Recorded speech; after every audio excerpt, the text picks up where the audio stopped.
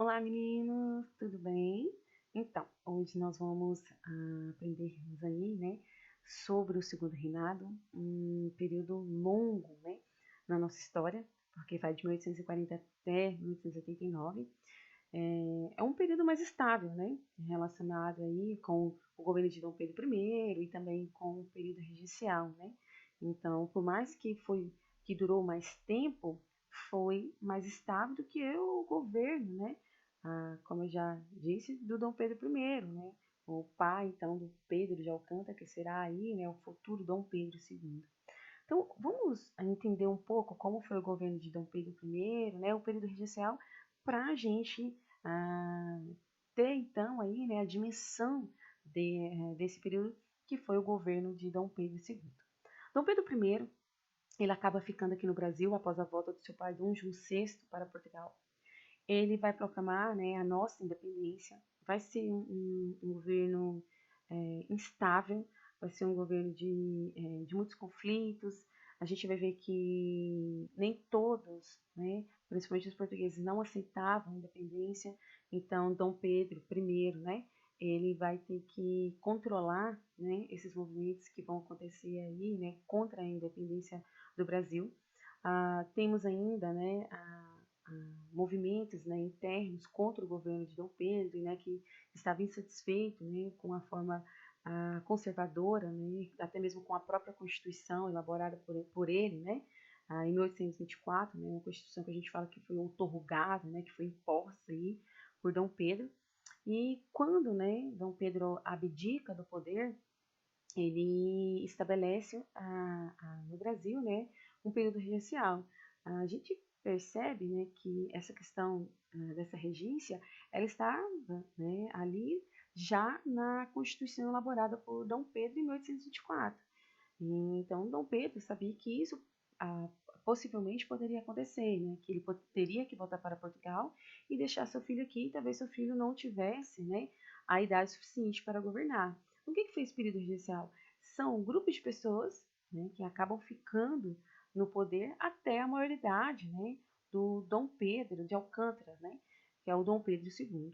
Então, esse período regencial vai ser um período também muito conturbado. Nós vamos ter aí vários movimentos, né, dentro do Brasil, como a questão da cabanagem, da farroupilha, da revolta dos malês, da sabinada, né, da balaiada, que vão ser movimentos contra o governo e também contra a situação, né, econômica e também social da população brasileira. Então, vai ser um momento muito instável também. Até que, né, a gente vai ver que ocorre, né, o golpe da maioridade.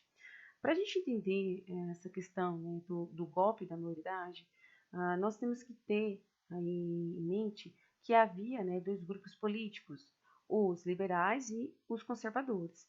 Por que é importante a gente entender isso? Porque esses liberais, no período regencial, né, e esses conservadores, eles acabam tentando dominar todo o processo político.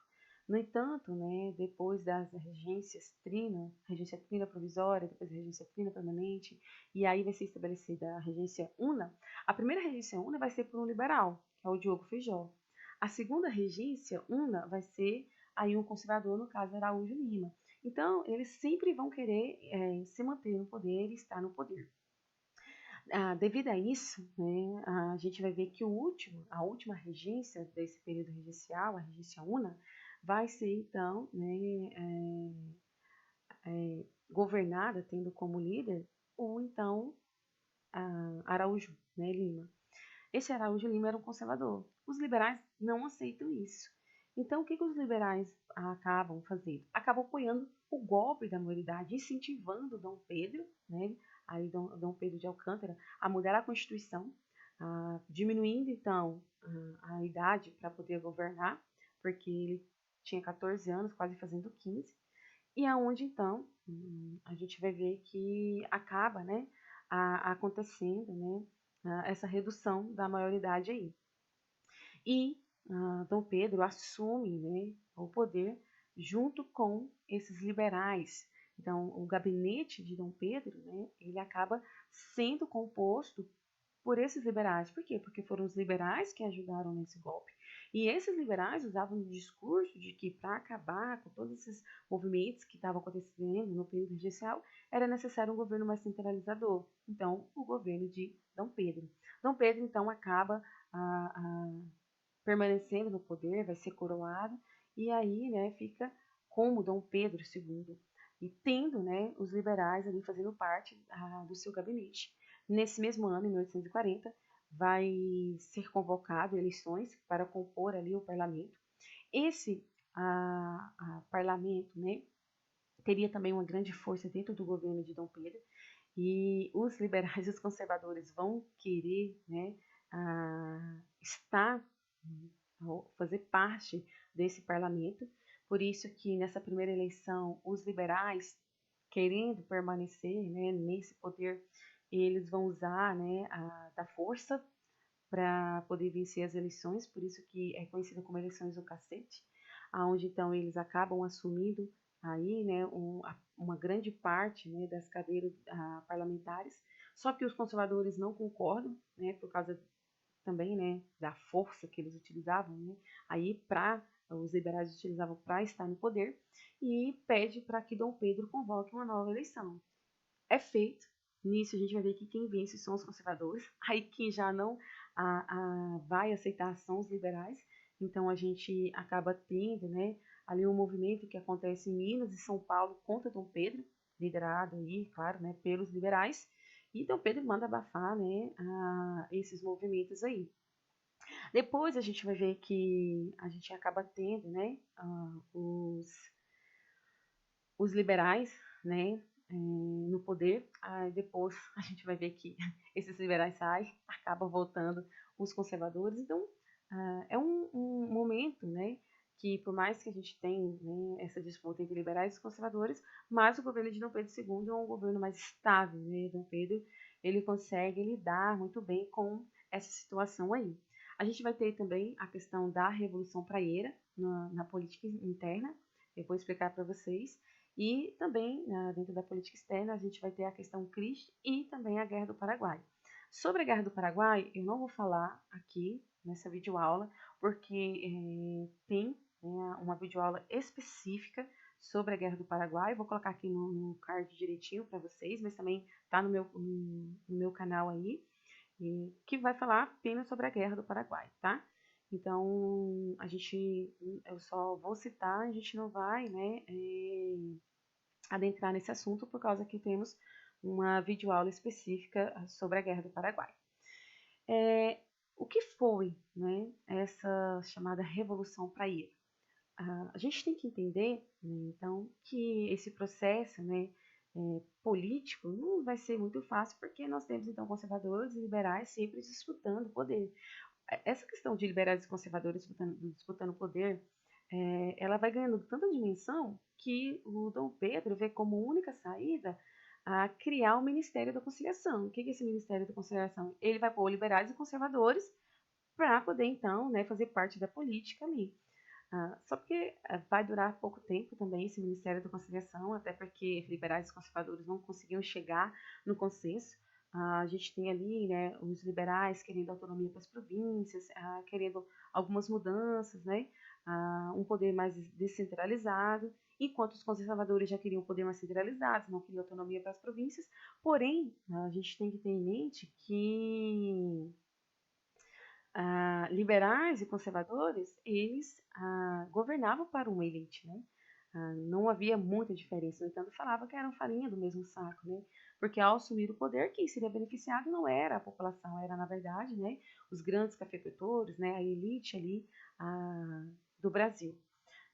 Então, a gente vai ver, né, que esses conservadores, né, por estar aí, né, no poder, os liberais acabam não aceitando, né, vão contra. O Dom Pedro, né, tem que tentar, né, conciliar todo esse processo aí.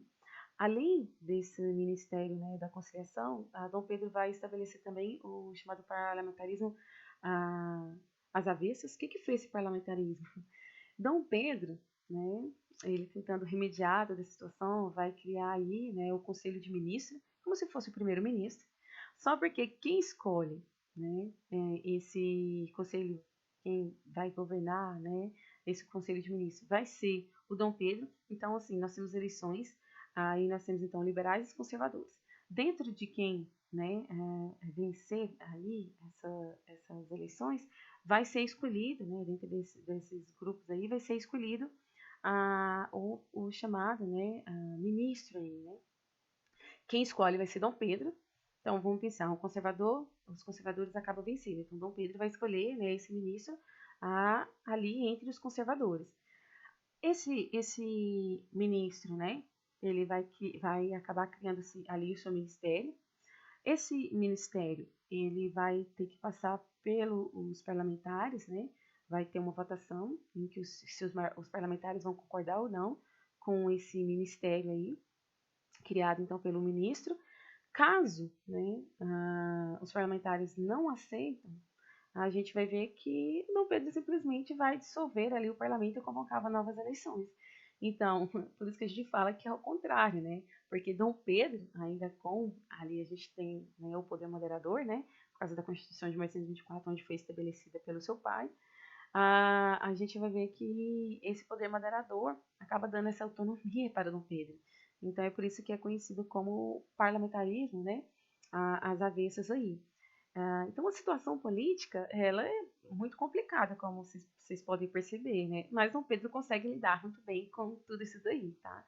E essa Revolução Praieira, né, que acontece em Pernambuco, em 1848, ela vai ter participação, né, ali da classe média, vai ter participação dos liberais, porque eles estão contra, né, os conservadores que estavam dominando ali o processo político.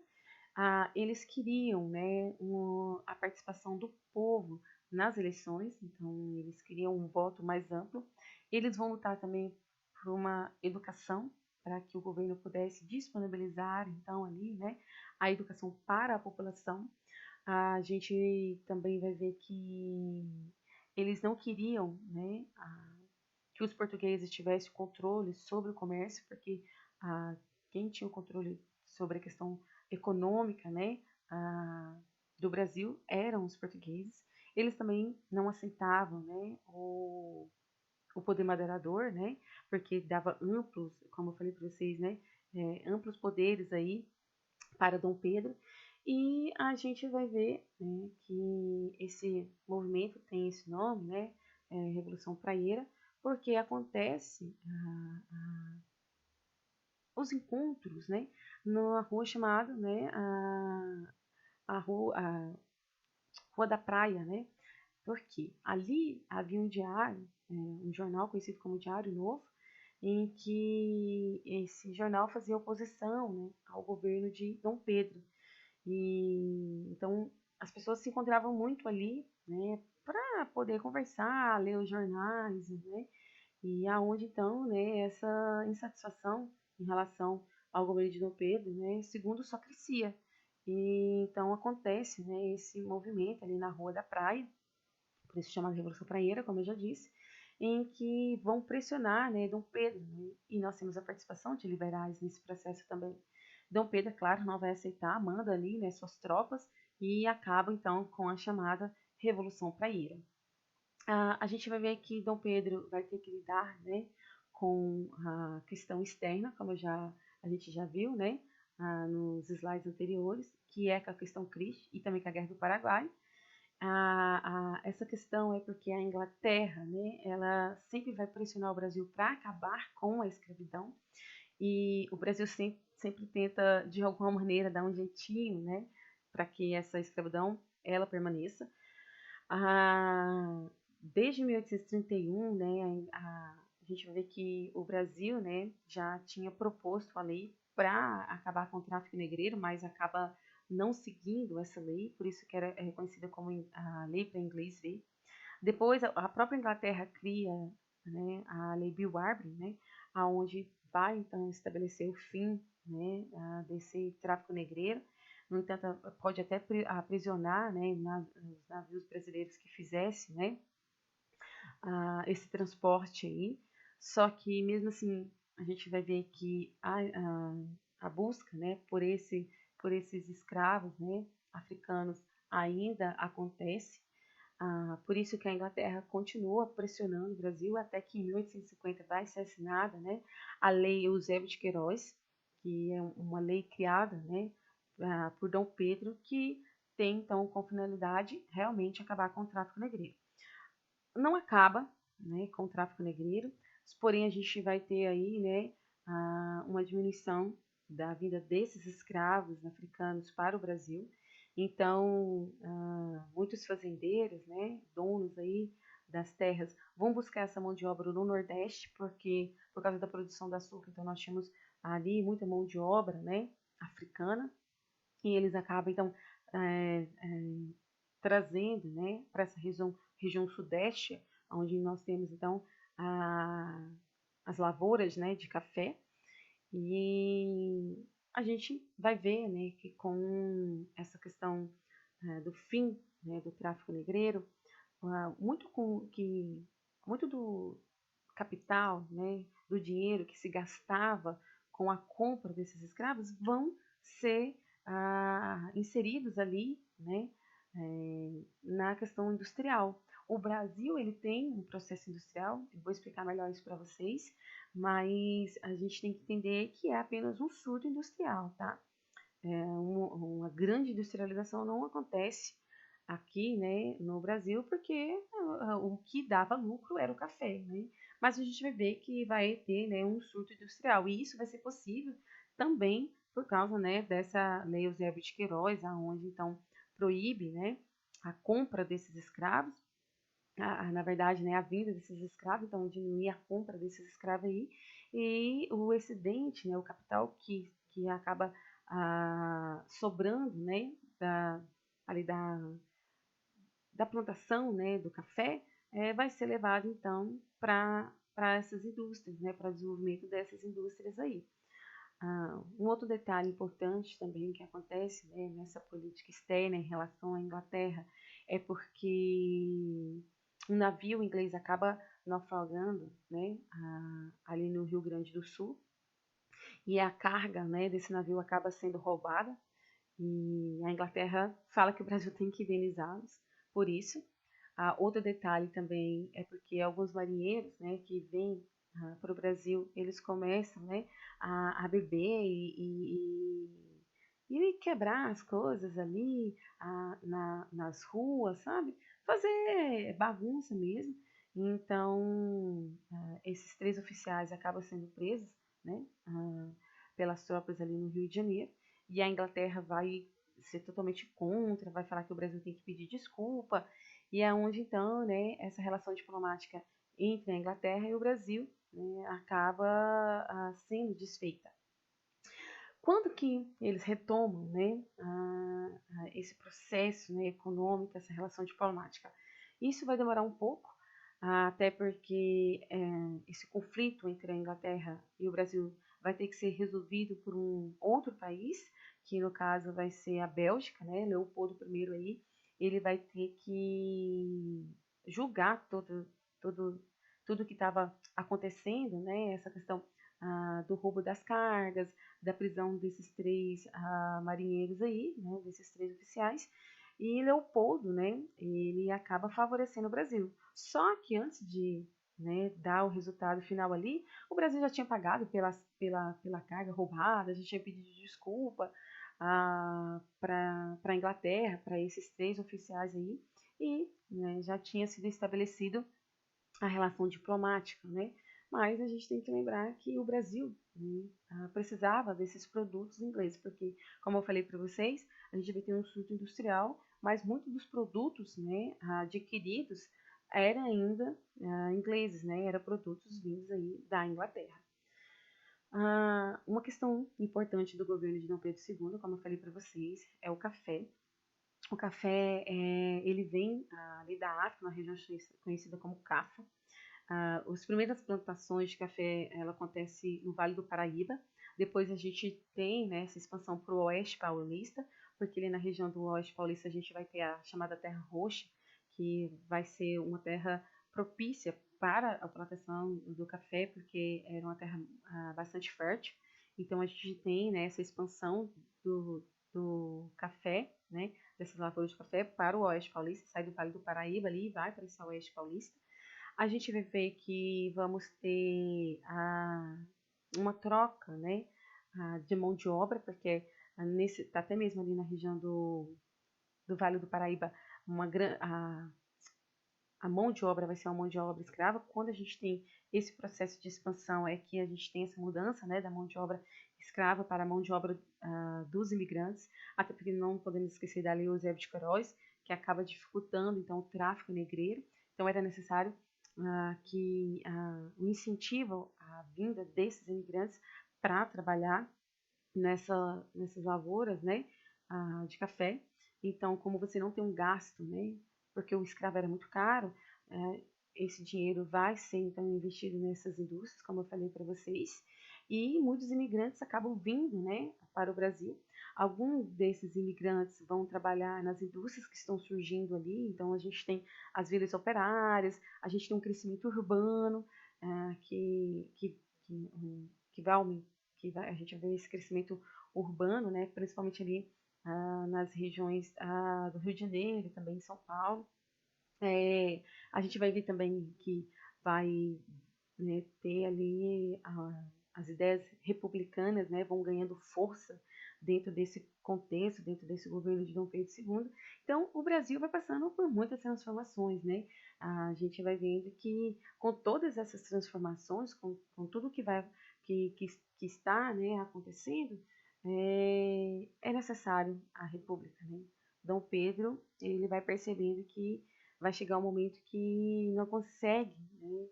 Não vai conseguir aí lidar com todas essas questões, né, de oposição aí ao seu governo, né, e a proclamação, então, da República. A gente tem que entender que esses imigrantes, né, que vão trabalhar nessas fazendas aí, ou até mesmo na indústria, muitos não tinham condições de pagar, né, a passagem para vir para o Brasil. Então, o Nicolau, né, conhecido como Nicolau Vergueiro, ele vai incentivar essa vinda, né, desses imigrantes, e ele vai criar um sistema de parceria. O que é esse sistema de parceria? Ele pagaria todos os gastos desses imigrantes.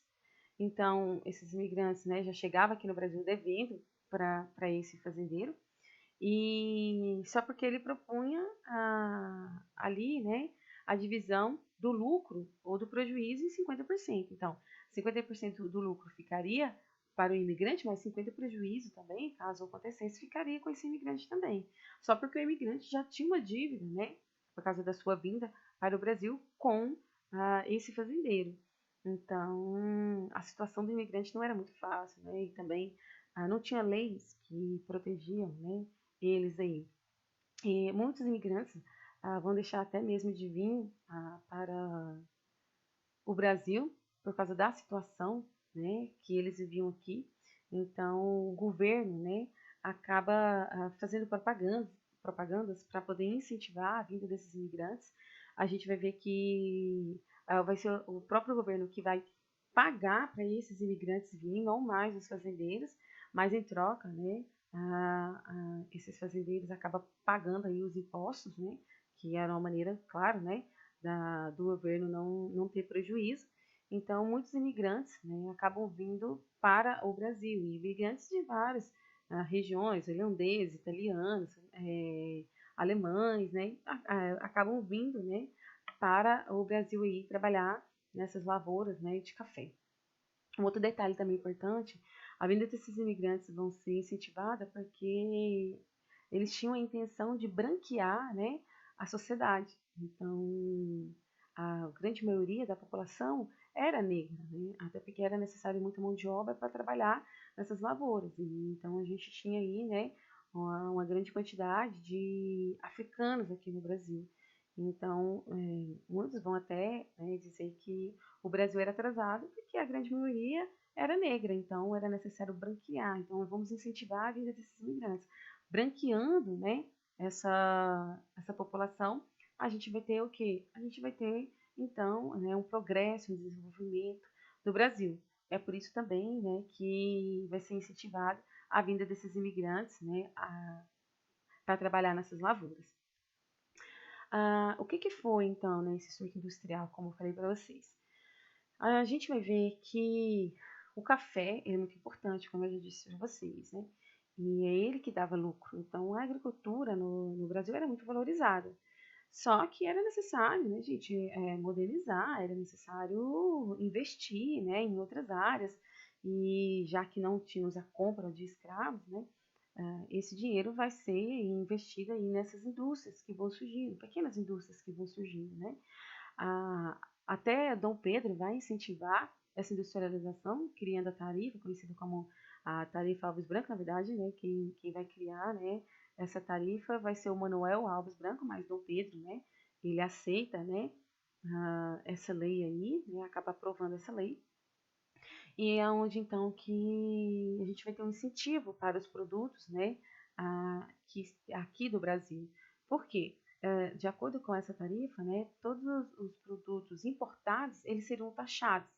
Então, em 30% sobre aquele produto, né, que o Brasil não tinha, né, as indústrias não produziam, e 60% naqueles produtos similares, né, que o Brasil acabava produzindo. Era uma maneira, então, de incentivar, né, a industrialização, era uma maneira de incentivar aí a compra, né, dos produtos que eram feitos aqui no Brasil, e não, né, você importar, né, de outros países, claro, principalmente da Inglaterra. A gente vai ver que uma pessoa, né, que acaba se destacando nesse processo industrial vai ser Irineu Evangelista, conhecido como Barão de Mauá, que acaba ali, né, investindo na construção de ferrovia, né? Eu acho que ele tinha por volta de 33 anos quando ele começa esses investimentos. Também na criação de bancos, né? E em outros setores. Só que, por mais que a gente tenha essa tarifa aos brancos, né? E o incentivo, né, de Dom Pedro para a industrialização, esse processo industrial ele não vai ter tanto progresso. E é por isso que Irineu Evangelista acaba, né, morrendo sem nada, acaba morrendo pobre, né, porque ele não tem, né, tanta ajuda, né, aí, de leis que protegem, né, esse mercado industrial aí. A gente vai ver que vai ser criado também a lei de terras, né? O que foi essa lei de terras, né? De acordo com essa lei, né, assinada em 1850, todas as pessoas teriam que ter um documento sobre as suas terras, porque antes não era assim, as pessoas às vezes chegavam, né, e permaneciam naquela terra ali e ficavam. Então, a partir de 1850, todas as pessoas tinham que ter, né, um documento comprovando que aquela terra era deles. Só que os pequenos proprietários, que não tinham de condições de pagar esse documento porque era caro, acabavam perdendo suas terras. Os índios também saíram muito prejudicados, né, porque eles não tinham esse documento. Então a gente vai ver que essa lei de terra beneficiava quem? Os grandes cafeicultores, que tinham condições de pagar por esse documento e acabava comprando essas terras daqueles que não tinham esse documento aí. E é onde então a gente vai ver, né, que esses grandes fazendeiros compravam para aumentar a produção, né, ali do café, né, em suas fazendas, né? Então, aumentando o lucro, né, porque aumentava também a exportação desse produto, né? Um detalhe importante, meninas, é a questão da escravidão aqui no Brasil. Porque, como eu falei para vocês, várias leis, né, foram criadas, a gente já viu, né, anteriormente, né, até mesmo a lei de 1861, a lei Bill-Arben, a lei José de Queiroz, e temos outras leis também, né, que vão incentivar o fim da escravidão aqui no Brasil. Claro, tudo isso pela pressão de quem? Da Inglaterra. Outras leis, né, vão ser a Lei do Ventre Livre, assinada em 1871, onde que toda a criança nascida a partir dessa data era considerada como livre. O problema era que essa criança ficava ainda com sua mãe e estando ali nas fazendas, né, o dono da terra poderia explorar até os 21 anos. Então a gente vê que, na verdade, né, não havia essa liberdade de fato. Além da lei do ventre livre, nós temos a lei do sexagenário. Essa lei do sexagenário vai propor, né, que esse escravo, ao chegar aos 60 anos, né, ele teria sua liberdade. Porém, no final, né, do texto, né, dessa lei aí, ficou aprovado que não seria 60, mas 65 anos. Os escravos não chegavam a essa idade, né, por causa dos maus tratos, das condições em que eles viviam ali. Então, acabou não fazendo também trazendo muitas mudanças, né, aí para esses escravos. E por fim, nós temos a Lei Áurea, assinada dia 13 de maio de 1888, pela princesa Isabel, que estava como regente, porque seu pai havia viajado, né, por questões administrativas, né, do governo mesmo, e deixaram então a princesa Isabel. E ela acaba assinando então, né, a Lei Áurea, acabando com a escravidão no Brasil. Porém, a gente vai ver, né, que mesmo com essa assinatura, muitas coisas não vai mudar para esses ex-escravos, porque eles não vão ser inseridos dentro da sociedade, como nós vimos, né, os imigrantes, né, muitos imigrantes acabam vindo para substituir esses escravos aí nessas lavouras, e também vai ter um incentivo maior para esses imigrantes para irem trabalhar nas indústrias, né, porque era uma mão de obra mais especializada do que em relação aos africanos aí, né, e então a gente vai ver que não teve tanta mudança, né. Nós tivemos ali várias pessoas participando desse processo, não foi simplesmente a princesa Isabel que acabou com a escravidão, até porque a gente teve ex-escravos lutando, né, por essa causa. A gente vai ter aí militares, né, também. E por que militares? Porque devido à Guerra do Paraguai, muitos escravos foram para essa guerra, porque os seus donos não queriam ir para a guerra, né, como voluntários da pátria, então eles acabavam, né, substituindo os seus donos. E quando eles lutaram contra ali, né, o Paraguai, né, nessa guerra conhecida como a Guerra do Paraguai, os militares, de alguma forma, né, achavam que eles tinham que ser livres. E então a gente tem, claro que não são todos os militares, mas aqueles que defendiam também, né, o fim da escravidão. Então, esses militares, né, eles vão lutar para que ocorra o fim da escravidão, alguns, né, que apoiam essa ideia. Esses militares, após a Guerra do Paraguai, eles vão querer ter salários melhores, vão querer ser reconhecidos, até porque foram eles que venceram, né, a guerra.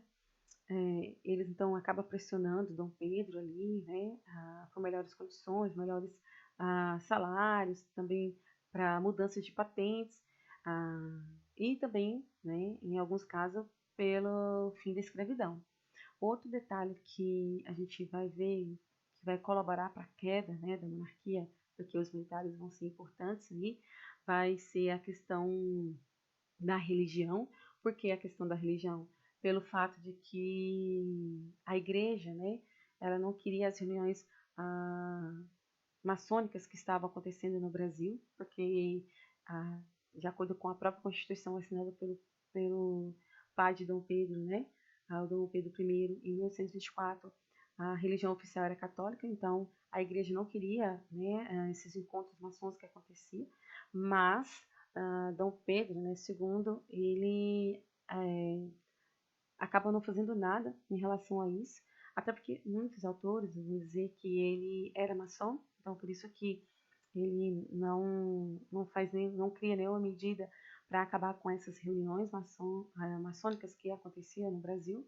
A gente vai ver também outro detalhe que acaba colaborando para a queda da monarquia, as ideias republicanas, é claro, né, as ideias republicanas já existiam antes, mas elas vão ganhando força cada vez mais, e principalmente dentro ali, né, do exército, porque muitos desses militares acabam tendo contato com as ideias, né, positivista, e acabam utilizando dessas ideias, falando que para se ter, né, um progresso era necessário uma ordem, e para que houvesse uma ordem, quem deveria assumir eram esses militares. A gente vai ter a figura ali, né, de Deodoro da Fonseca, que sempre participava, né, dessas reuniões aí, com ideias republicanas.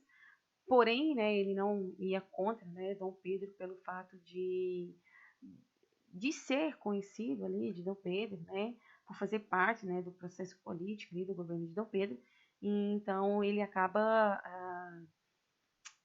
não aceitando muito a ideia, né, no início da proclamação da República, só porque depois vai chegar, né, aos seus ouvidos de que Dom Pedro iria mandar prendê-lo, então ele acaba decidindo pela proclamação da República. Só que quando acontece, né, essa proclamação da República, quando esses militares, né, decidem então ir ali até onde, o palácio onde ficava, né, Dom Pedro, Dom Pedro nem estava lá no momento, né, ele estava viajando para, acho que para uma fazenda dele no interior de São Paulo, e simplesmente é instalada a República. E depois eles levam, né, um documento ali, né, uma carta falando para Dom Pedro que havia acabado, né, o seu governo aí e que não tinha mais reinado, mas sim uma república, né? Só que esses militares que fizeram, né, essa proclamação da República, a gente não teve a participação da população, no entanto, usa-se muito o termo, né, de que a população assistiu bestializada à proclamação da República, né, porque eles não sabiam nem o que estava acontecendo, né, e de repente foi proclamada a República no Brasil.